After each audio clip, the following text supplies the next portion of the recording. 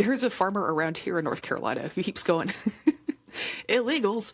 They're God's children on God's earth. That can't be illegal. And honestly, he gets it. If you think you're mad about how agriculture works from hearing about it on this channel, first off, thanks for watching. And second, you just got here. There's farmers who were born in this, molded by it. They've been seeing it up close and personal and then stewing about it in a tractor cab for decades. And I just think the world deserves to hear their message.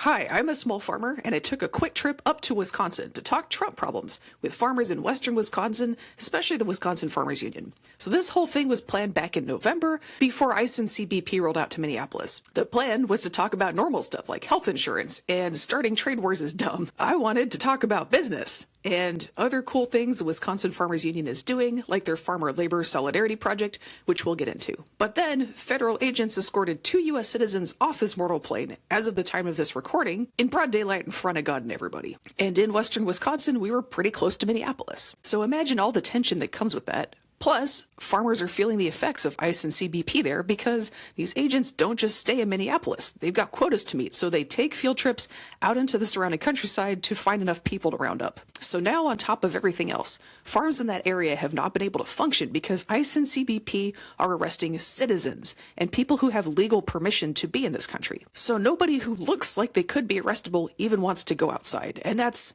most of the farm workers in western Wisconsin. They're in hiding, and that really wound up shaping what we talked about in ways that nobody really saw coming when we planned this. So as one of the 20 to 30% of U.S. farmers who aren't into Trump, y'all know that I have a lot of thoughts about farmers, our role in helping all of this happen, and how a lot of my fellow farmers complain about the symptoms, but do not want to do the work to fix the underlying cause.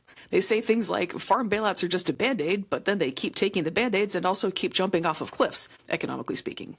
You've been hearing those thoughts on this channel, and you're going to keep hearing them. By the way, if you feel like you're learning something, if you're having a good time watching this video, go ahead and give it a like, subscribe, leave a comment. It really does tell the algorithm to put this in front of more people and gets the word out. And if you're really liking it, there's a Patreon down there. Today is about the farmers who do speak out. Beyond the surface level, help, I need money type of stuff. So I'm just going to be really blunt about rural politics for a second, just to set this up so you guys can understand where this conversation is coming from. In deep red rural areas, yeah, there are people who are very outspoken about Trump and MAGA's behavior. We're out here. Okay. The stereotype that deep red rural areas are a political monolith is both not true and also not completely unearned. And that's because even when people in deep red areas aren't into deep red politics, which is surprisingly often, a lot of them don't speak up because they might lose friends, alienate family members, upset the neighbors, lose gigs and contracts that they need to pay the bills. And yet, we still have people, including some farmers, who are speaking up and who have been speaking up. These folks are worth listening to. And it's not because they're a bellwether, they're not like a sign that all the farmers are about to go change their minds, although I'd be happy to be proven wrong about that.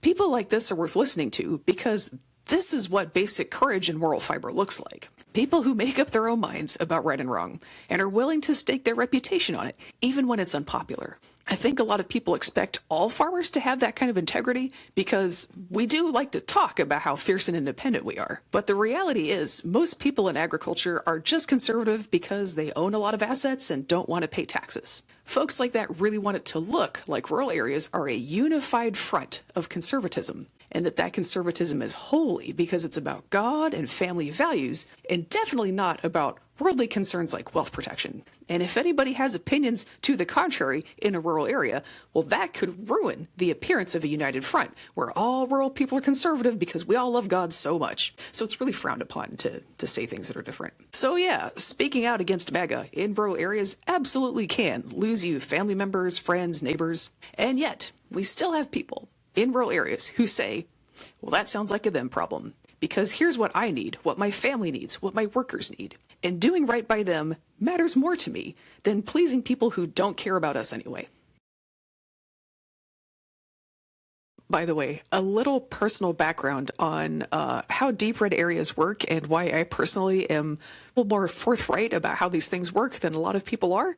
In addition to having worked in agriculture for 28 years, I was also at BYU for 9/11 and the George W. Bush years. So just visualize that in your head for a second. And get this, at BYU, I still kept running into people all the time who thought the war on terror was super dumb. And they all thought they were the only person at BYU who thought that.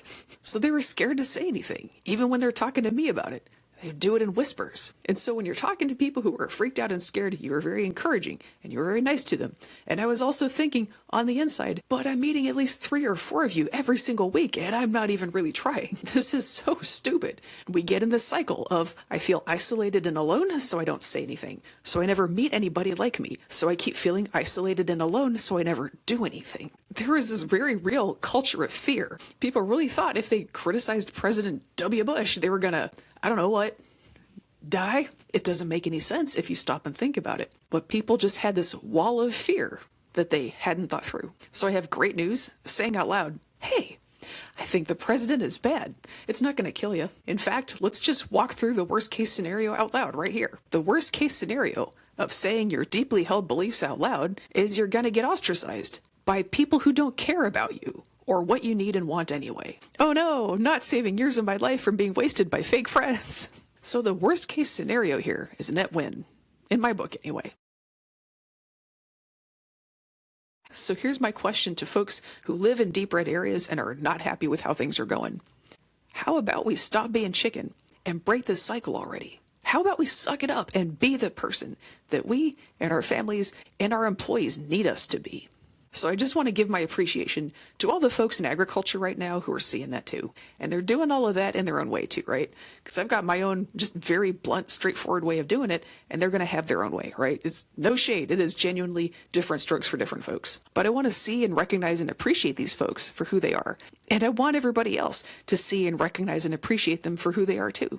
Not necessarily as a sign that everything in rural areas is about to change, but as a witness to the fact that yes, you can speak up and not die.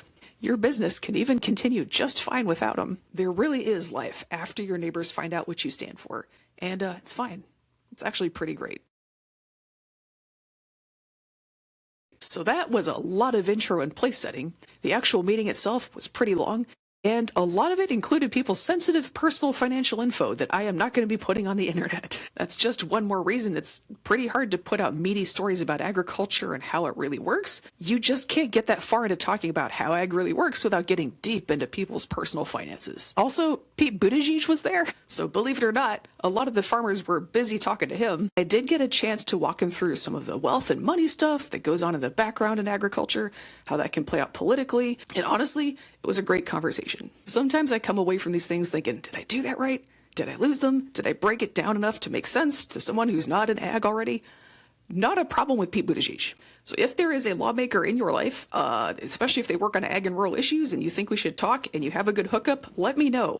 I am in the middle of farm setup right now, so I'm not in my office as much as I would like to be, but I'm still trying to stay on top of my emails. I did manage to get some time with the head of the Wisconsin Farmers Union. That's Darren Van Bruden, talking about the same issue I'm getting at earlier here, which is people being scared to speak up or just not really knowing how. Except he's a really classy guy, so he was way nicer about it than I am, as we see here. We were talking about how, was it ICE? We got some farmers who are upset about what's going on with ICE. Yeah.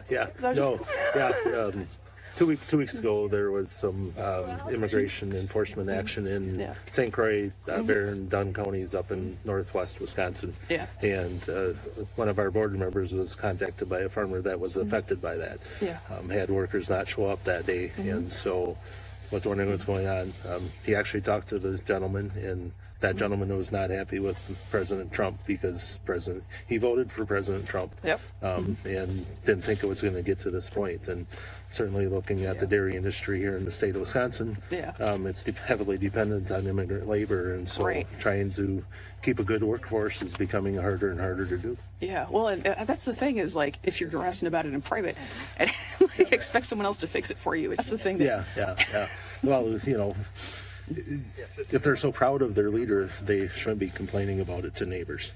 is kind of my thought process on that. And if you're that mad, it's democracy. You're supposed to complain about it to everybody. Right, right. That's the job. Well, and reality is that it's only going to get worse instead of better, because that's where we're going. If it wasn't going to get worse, it would have stopped 2 or 3 months ago. And by what we're seeing now, it's actually getting worse rather than better. Yeah, that's super. Yeah. Well, thank you for your time. I don't want to keep you outside of that. I'm wearing this, you're wearing that. So, for the record, we were at his farm, and to get this clip, we had to choose between me going inside with my icy, muddy barnyard boots on, or him popping outside for like 90 seconds dressed like this. And he chose to come outside. I am not running around loose up in the prairie, dragging people out of their homes into the snow in their shirt sleeves, because that would be rude. Anyway, Darren's making some points here. He's pointing out that a lot of the farm community has taken a, wow, this is crazy, therefore it will definitely blow over and we can just wait it out approach to all of this ICE and CBP nonsense. And Darren's out here in person pointing out to people that if it was gonna get better, it would have by now. And it's not. It's only getting worse. So fussing to the neighbors is fine. It's cute. Sometimes it's nice to build a feeling of consensus. But maybe let's also try talking to the people who are doing this about it. Another big issue that Darren pointed out is his son and his wife are working to buy the farm from him right now, to pass that farm on. And right as that happened, his son's health insurance costs went up tenfold because the White House decided in their wisdom to take money that was helping people pay for health insurance and to use it for hunting down immigrants instead. So you can't run the farm because all the employees are in hiding, and also your health insurance costs just went up tenfold. So, have fun taking over the farm. Now, there's one more thing I want to highlight here about the Wisconsin Farmers Union and their work.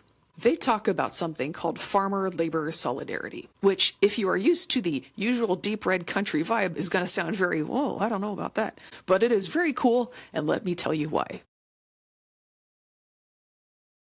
Have you ever noticed that a lot of the time, when farmers talk about how immigration enforcement is making it hard to run their farm, it kind of starts to sound like, hands off my property. You ever notice that? The vibe is kind of, well, yeah, of course, illegals are criminals who need to be rounded up, except for my illegals because I need them, and most importantly, they're mine. You ever notice that and think, wow, that sounds like 1860s calling and she wants her stuff back? So farmer labor solidarity is the wild idea that farm workers, wait for it, are people. So instead of farmers going, hands off my property, we can actually stand up for farm workers as people. We can say, hey, we're in this together, because we are. We can say the people that I hire to do the work on my farm are not an inconvenience. They're partners. What I do doesn't work without them.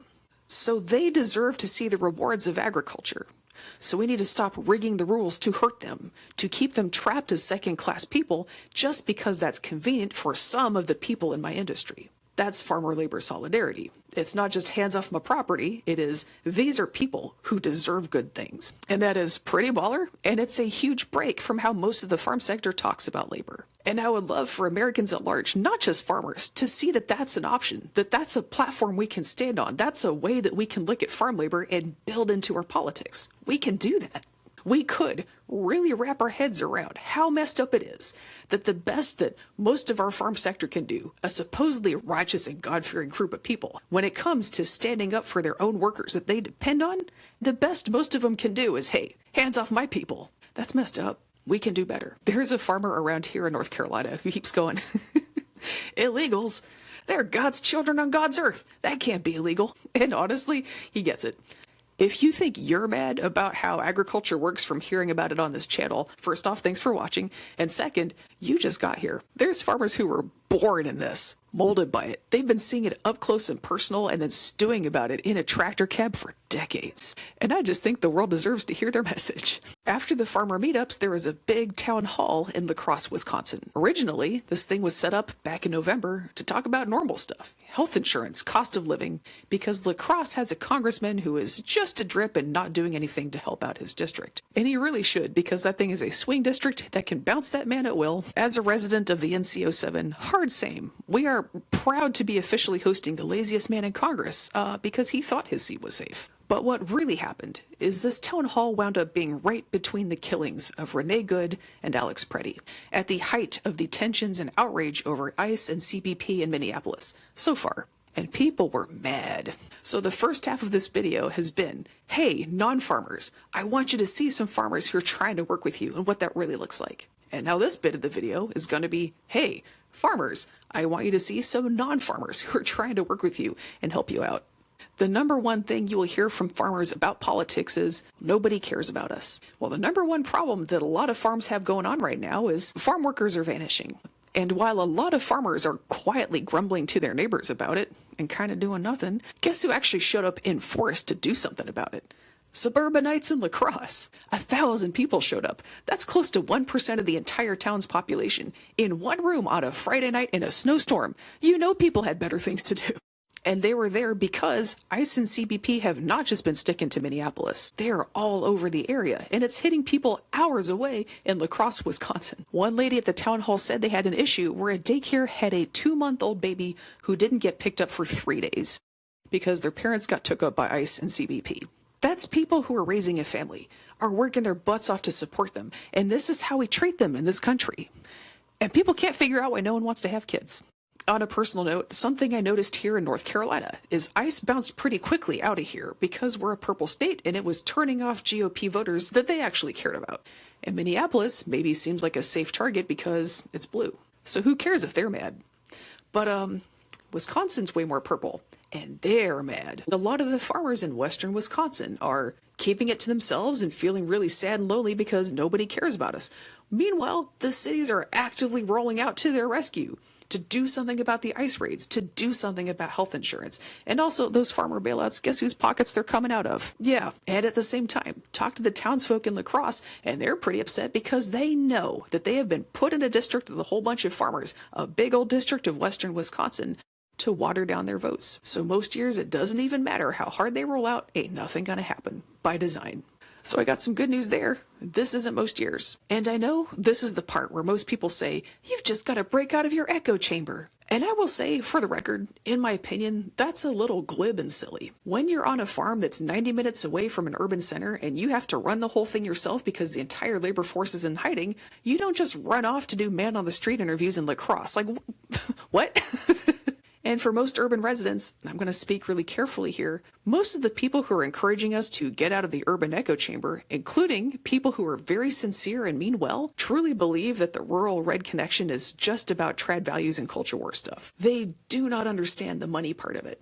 There is a reason that I keep making videos about how if we really want to understand rural politics and solve rural problems, we have to start by following the money. There are very real financials underlying this, and they are going to be there no matter how much you listen, how understanding you are, and how much you try to project vibes. We cannot fix this by listening more to entrenched rural wealth that is lying to us. Ain't gonna happen. So instead of just saying, let's all get out of our echo chambers, like those echo chambers just came out of nowhere, here's what I want us to try. Courage and imagination. Courage to say what we're saying, especially if you live in a deep red area. And if you're not happy with what's going on, say it. That's my challenge to you. Just say what you're thinking. And imagination, I don't mean just imagine any old thing. I mean, use your imagination and your judgment a little bit. If you really think as a farmer that you're alone, if you're watching Fox News and you're seeing all this scary stuff on the news about how those urban people are out in the streets trying to stop ICE, really stop and ask yourself, do you think people are out in the streets because they want more crime? Does that make any sense to you? Think about all the reasons that you don't like ICE. Maybe other people see that too. Use your imagination a little bit and don't just accept what the news is telling you. And use your power of follow through and judgment just a little bit. On the flight to Minneapolis, I was sitting behind somebody on the plane who was watching Fox News the entire time, the coverage about Minneapolis. And they didn't have enough footage of protesters being scary in Minneapolis. So you know what they did? They took footage of the riots in Tehran and put them on the news while they were talking about Minneapolis. And there was a little bubble in the corner that said, oh, by the way, this isn't even Minneapolis. This is Tehran. This is people in Iran trying to get rid of the government that keeps killing them. That's why they look mad. Like, they're not even really trying that hard to lie to you. They're kind of playing in your faces. Stop taking it at face value. If there's people upset about something in this country, they might have a reason. Just try to think it through a little bit. That's all I'm saying. And again, if you live in a deep red area, you don't have to get bumper stickers. You don't have to dye your hair purple. You can just say you don't like the president sometimes, and you're going to be okay. Use your judgment. Don't throw away relationships and, jobs that you need, but you're not going to die. Y'all do good out there.